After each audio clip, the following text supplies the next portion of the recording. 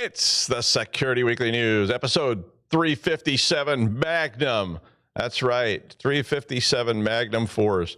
I am Doug White, and it is Friday, the 26th of January, 2024. We've got Visa RB Cash AP Formula One team.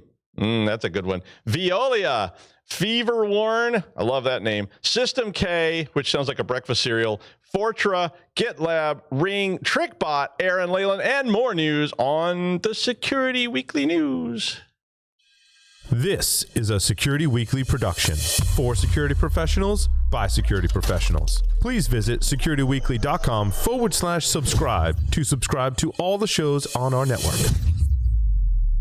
We interrupt our program to bring you this important message. It's the show that keeps you up to date on the latest security news twice a week. Your trusted source for accurate security information and expert analysis. It's time for the Security Weekly News. Created in 2005 and hosted by security industry veterans, Paul's Security Weekly is your source for in-depth coverage of the latest vulnerabilities, exploits, and security research. Our weekly security news discussion dives deep into the security issues we face today and potential solutions in a fun and lively atmosphere. Each week we bring on guests from the security community to learn about their journey and discuss topics relevant to their work and research. You can also subscribe to our show by visiting securityweekly.com/subscribe or look for Paul's Security Weekly in your favorite podcast catcher. We've recorded a ton of content over the years, so we created Spotify playlists featuring some of our favorite episodes, including interviews with Marcus Random, John McAfee, and Chris Roberts, to name a few. You can find them at securityweekly.com/starter packs. All right, welcome to Security Weekly News. I'm Doug White. Happy day after Robert Burns Day. That was yesterday, if you didn't know. Hopefully you had a nice glass of Lagavulin or something last night in celebration, and so it's sort of morning after Robert Burns Day, I guess, kind of stuff. I did have a glass of cognac, so it wasn't Scotch whiskey, but I didn't have any good Scotch whiskey sitting on the counter, but I did have some nice cognac. All right. Two large water supply companies, Veolia North American in the United States and Southern Water in the UK, have both had data breaches.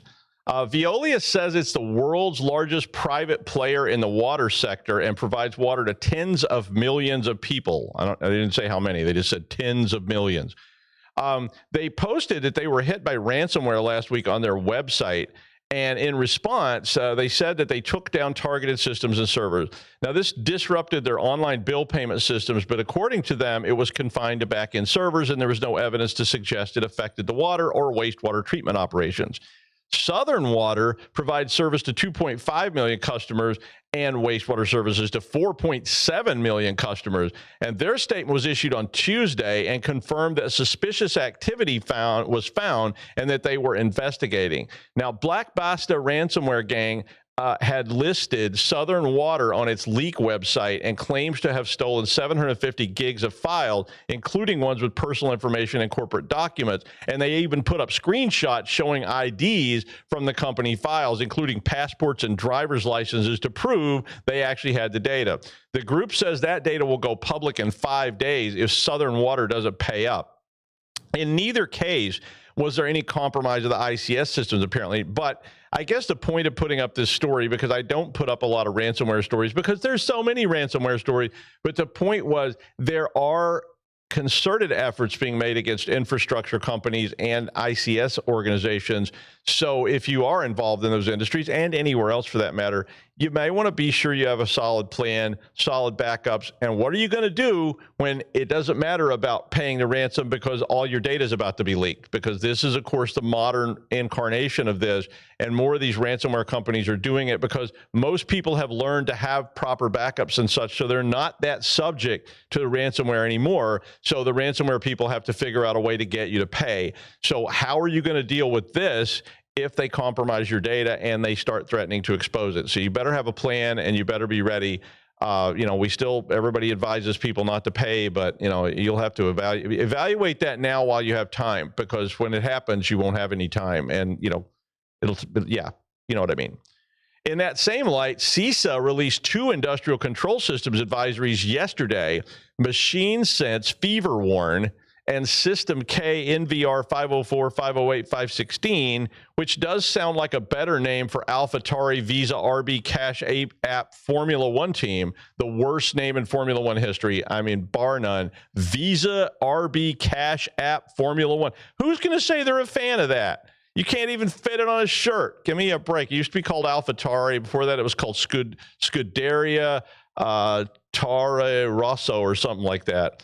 Worst name ever. I voted for Racy McRaceface, but, apparently unless you make a large donation to the team, you don't get any naming rights, so who knows. Anyway, FeverWarn is an IoT-based skin temperature scanning system, and the exploits could allow the attacker to obtain user data from the device, so I guess they would know what your temperature was, but you probably put other stuff in there as well, like patient information. Execute remote code on the devices. Okay, that's starting to sound scary. Or gain complete control of the device and performing malicious actions. No telling what you could do if you get control of this thing. Kind of like renaming AlphaTauri.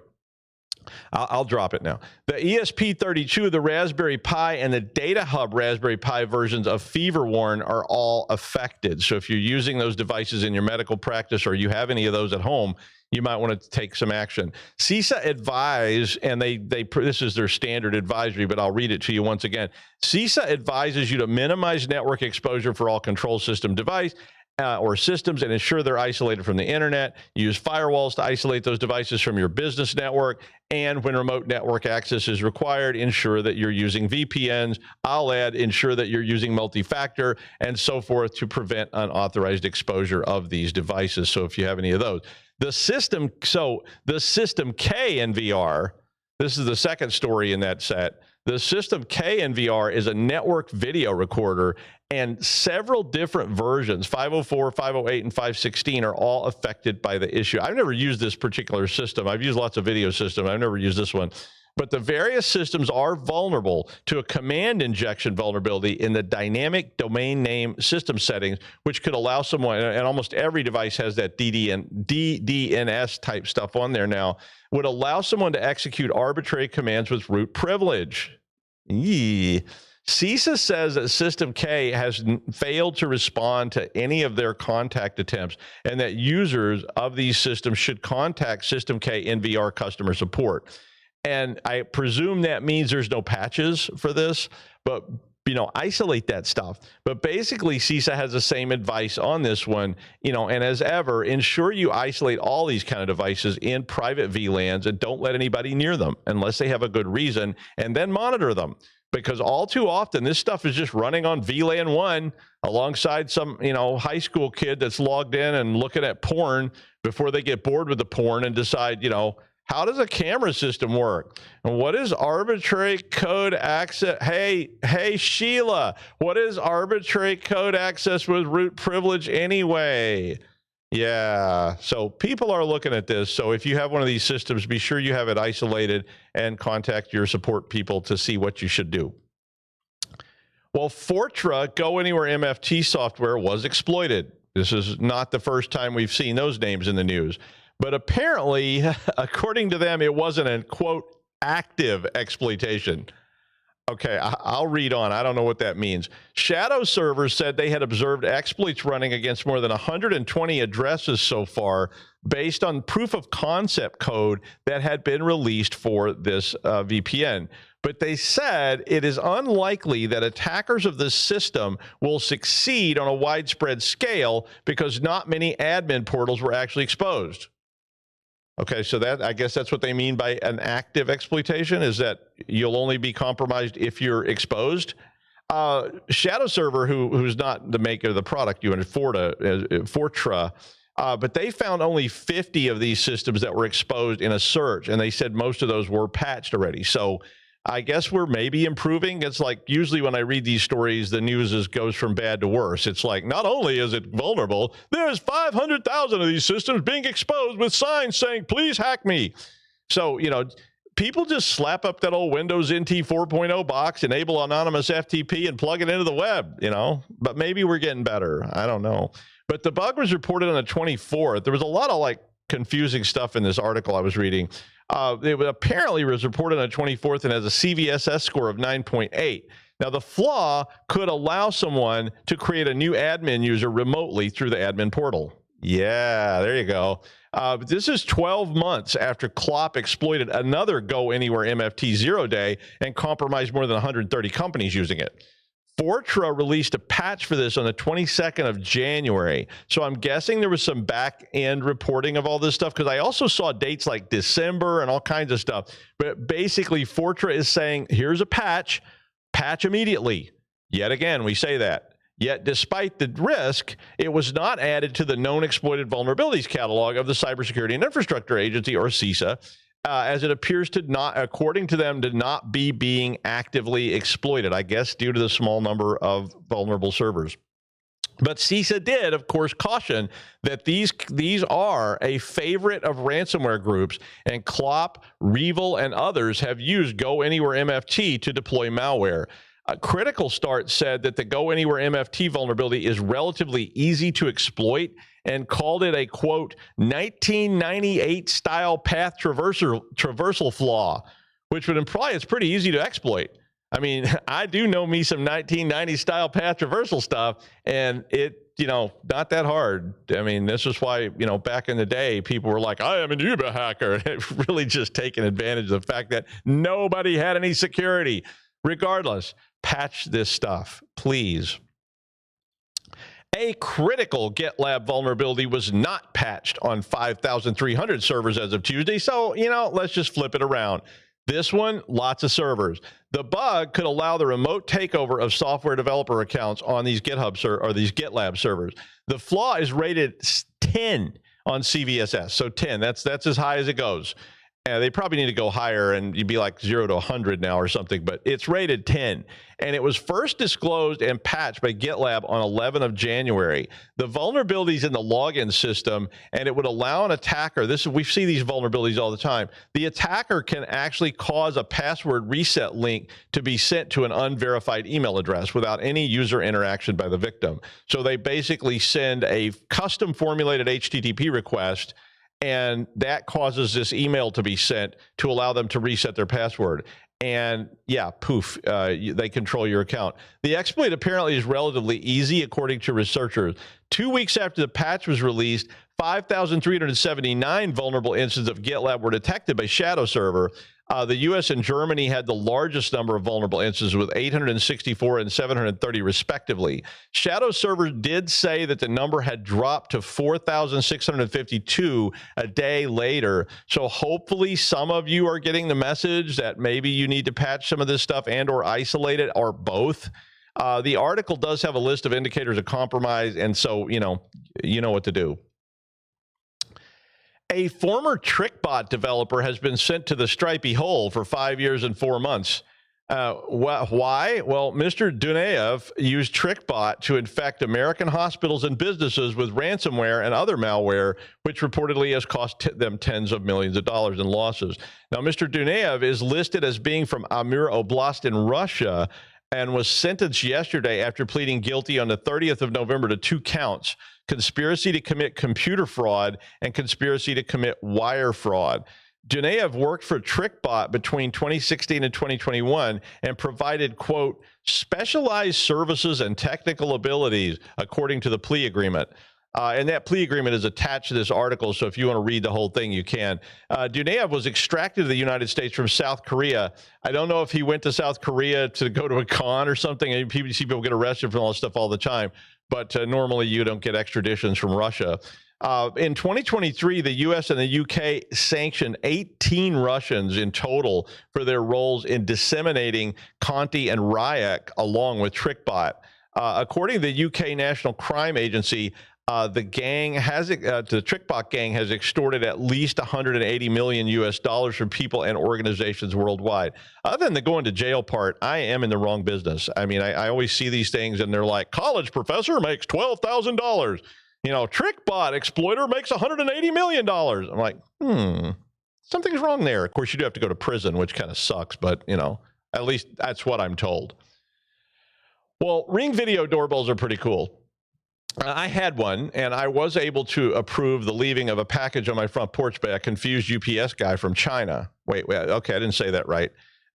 I was in China. The UPS guy was not in China nor from China, but was on my front porch ringing my Ring doorbell while I was in China. Okay, I think that's better.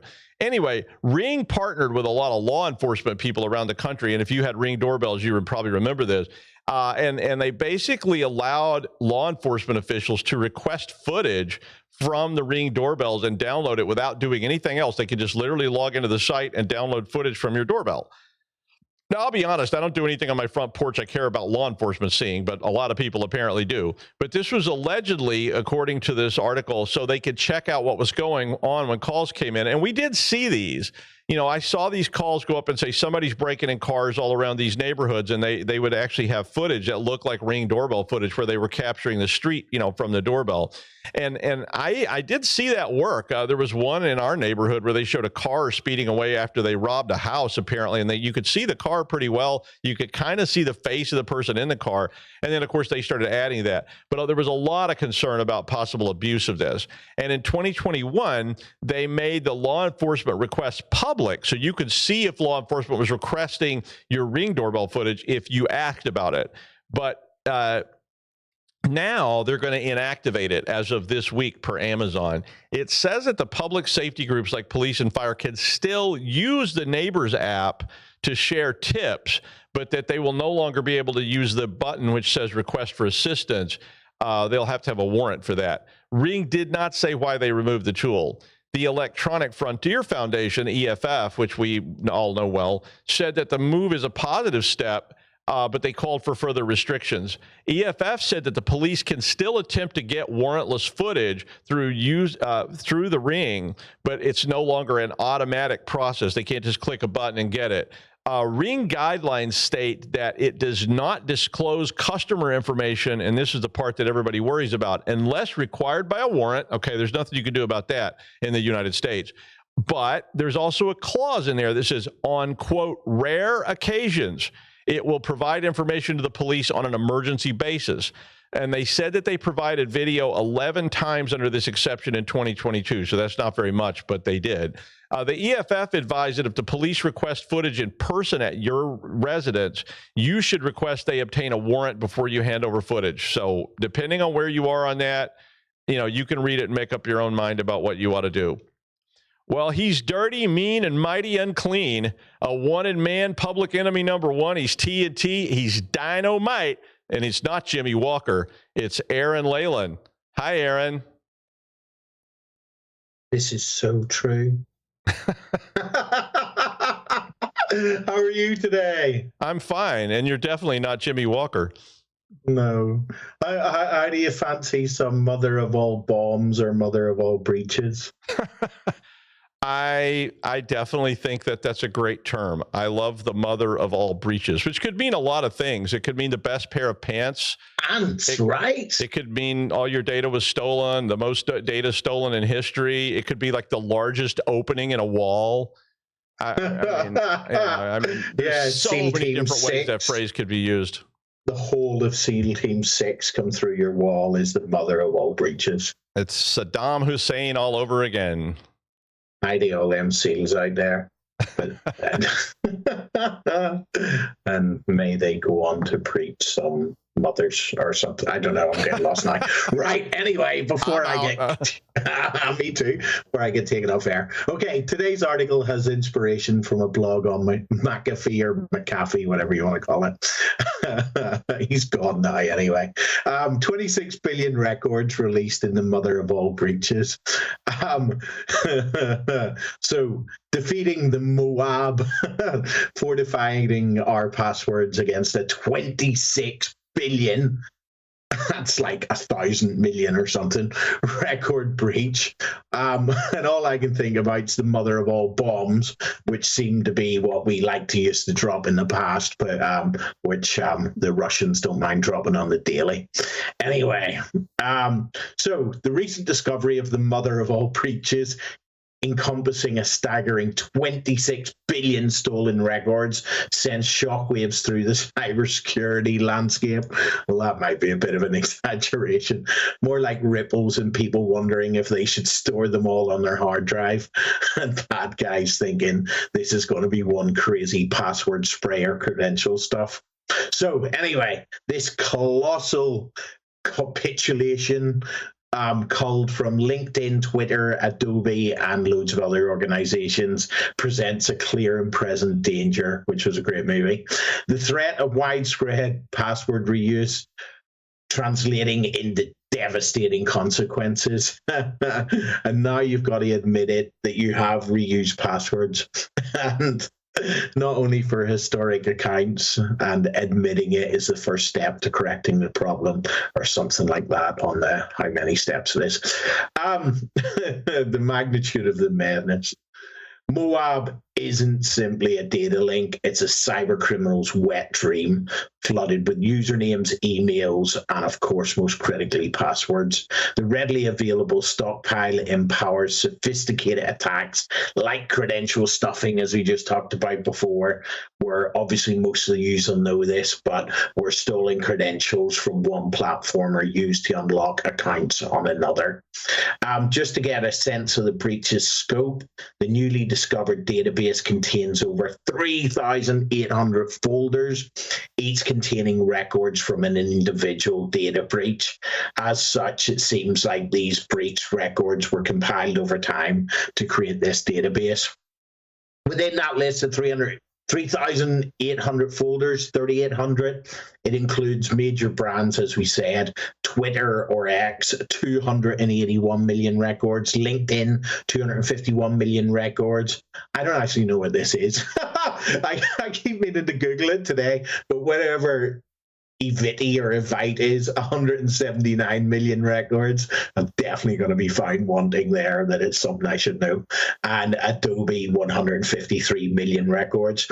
Leading the way with breach records is Tencent with 1.5 billion records exposed. That's a lot of records. Okay, researchers also discovered that the leak contains records from government organizations in the US, Brazil, Germany, Philippines, Turkey, and other countries. So my thoughts on this. The sheer volume of compromised data in Moab elevates it beyond traditional breaches. This is not a random assortment of stolen credentials. It appears to be meticulously curated repository, potentially assembled by a state-level actor. Oh no, they wouldn't. Or a highly organized data broker. It underscores the growing trend of data aggregation and the alarming value placed on personal information in the dark web and just everywhere else, to be honest. So in the wake of Moab, robust password hygiene becomes paramount. We, as cybersecurity professionals, must move beyond reactive measures and prioritize proactive defense. Sounds like I say that every week. It's probably because I do. Here are the key strategies to combat password peril. Obviously, come on, you all know this, but I'm going to remind you anyway, and for anybody new. But if you do know this, this is the stuff you should be passing on to your friends and family. Please pass this on to your friends and family. Unique passwords, the foundation of security, some might say, or Oasis said, or somebody said. Banish the predictable, the recycled, the password 123, lurking in the shadows of digital accounts. Embrace uniqueness, crafting strong, complex passwords for each platform. Imagine it as building impregnable fortress, each password a meticulously placed stone in an unyielding wall. Tools like password managers can become your digital architects, generating and securely storing these varied credentials. Now, ain't that fun? Seriously, a good password manager is your friend. If you're only coming to grips with the word passwordless, but we'll leave that for another week. Okay, right. Multi-factor authentication. Tell your friends and family about multi-factor authentication. I'm sure at work you've all got this enabled and everything's working tickety-boo. Okay. While a strong password is good, multi-factor authentication adds an extra layer of defense. I've wrote some real interesting stuff today. A lyrical genius. Akin to a vigilant gatekeeper scrutinizing every entrant. That sounds fun. SMS-based MFA is a good first step, but authentication apps are even better, and we all know about that SIM stealing thing that I can't remember the name of right now. But authentication apps are even better, and who doesn't love a hardware token? Okay, promote MFA adoptions across all platforms, make it mandatory to enter the digital keys and all that good stuff. Do it today, you'll not regret it. I'm always saying this as well, but continuous vigilance, monitoring and updating the arsenal for more military references today, all about bombs and guns and SEAL Team 6. Security is not a static state, it's a dynamic dance with evolving threats. Regularly update passwords, especially upon news of breaches like the mother of all breaches. Consider implementing password managers with brief notification features, ensuring swift action against compromised credentials. Furthermore, actively educate clients and colleagues and family and friends about password best practices, spreading awareness and fostering a culture of cybersecurity consciousness. Okay, I was going to share my screen here, but I'm not going to now. But I've done it before. I did it about a year ago, maybe. Have a look on Have I Get Pwned. And I was going to put in a fictional person called Brian James. I'll actually, I'll talk to you while I'm doing it. So BJ at gmail.com. And you just literally put that into the page on Have I Been Pwned, and it does its magic stuff. And I thought earlier this would be really cool. It's like if you find someone's email address and they'd had it a while and you dropped it into Have I Been Pwned, you could tell if they were caught up in the Ashley Madison password breach and many others like this one, Animal Jam, they've been caught up in. There's literally, this address apparently has been caught up in 132 data breaches. 132.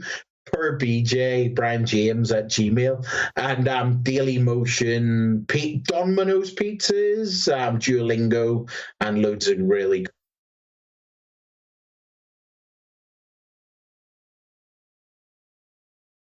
But anyway, in conclusion, Moab, though colossal, shouldn't induce crippling fear. It should serve as a call, a catalyst for heightened vigilance and proactive defense, and implementing robust password hygiene, deploying multi-factor authentication, and embracing continuous vigilance. We can transform this breach from a cyber criminal's feast into a catalyst for stronger password practices and a more secure digital landscape. Remember, cyber professionals, knowledge is our armor, awareness our shield, and collaboration our most potent weapon, or some similar nonsense like that. Anyway, let's stand together, united against password peril, and ensure that no matter how many mothers of all breaches arrive, we, the guardians of the digital realm, will always stand tall. Just making myself smile now. But seriously, don't reuse passwords. Get a reputable password manager. Use that 64-character password space and all the other stuff, uppers and lowers and digits and special characters. But anyway, back to the mother or father of all forgotten coding languages, Dr. Doug in the studio. Yay, forgotten coding languages. I thought you were you were quoting Dolores Reardon there for a second. I heard you the bombs and the guns, and I thought you were going to sing us a verse of Zombie. The Crombie Zombies. Yeah, that's a great song. It is a great song. Yeah, that's a great band. I miss Dolores. But all right, thank you, Aaron. And finally, speaking of Visa, RB, Cash App, Formula One team, do you have any Cash Apps on your phone? You probably do. I mean, it's almost unavoidable now because people, continually say, "Hey, could you pay that by Venmo? Hey, can you pay that with Zelle or Zella?" I don't know how you say it, but this article, which I posted, might be readable by some of your people, so it's definitely something you could share. But the article is about how when someone gets hold of your stolen phone, that these Cash Apps don't have a lot of security around them. And the Cash Apps, if they're associated with an account, can be used to basically drain all your money by the mugger that stole your phone. So NYPD, what is that? NYPD, the New York Police Department, said they have been increasingly prosecuting crimes where phones are taken over and then managed to steal large amounts of money accessible through the phone apps that are connected to all your other financials. I mean, just think about your phone for a second and anything you have on it that is connected to an account with money in it. So, I mean, Venmo and Zelle, but people also have Bitcoin and other crypto trading platforms and so forth. And, all that can be targeted if someone steals your, you literally, and I'm talking about literally, you're standing on the street in Manhattan and you're looking at your phone and somebody swoops by and just grabs it out of your hand on a motorbike and takes off. I mean, one of the things I've been suggesting to people was to set up small accounts, like small bank accounts, small investment accounts or whatever, that only has a very little bit of money in it, and you transfer money in and transfer money out of that in order that you can associate these apps, but not associate everything you got. Because I have had people ask me, is it a big threat that I've got my entire, financial existence connected to Zelle? And you're like, no, it's not. It's very, very dangerous. Now, as a college professor, I only have small accounts, so that's okay. I don't have to get up at 5:30 a.m. every day either.